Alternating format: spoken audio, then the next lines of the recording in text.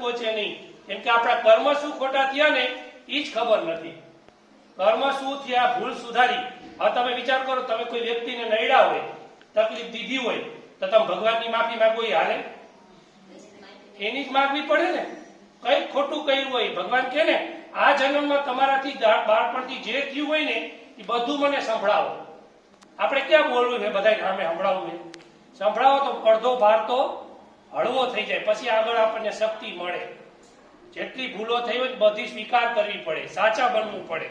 સારા અને સાચા, સારા બનતા આવડે પણ સાચા બનતા આવડે નહીં. સાચા બનવું પડે. કીધું ને કાળની મુરલીમાં સચ્ચી મુરલી કીધું.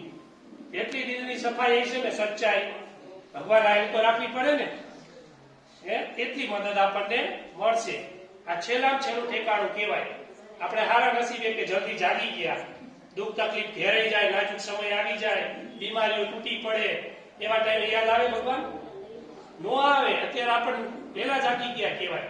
રોજ યાદ કરવાના, રોજ જ્ઞાન સાંભળવાનું, જે આપણાથી થાય સેવા કરવાની, તો આપણું કંઈક ખાતું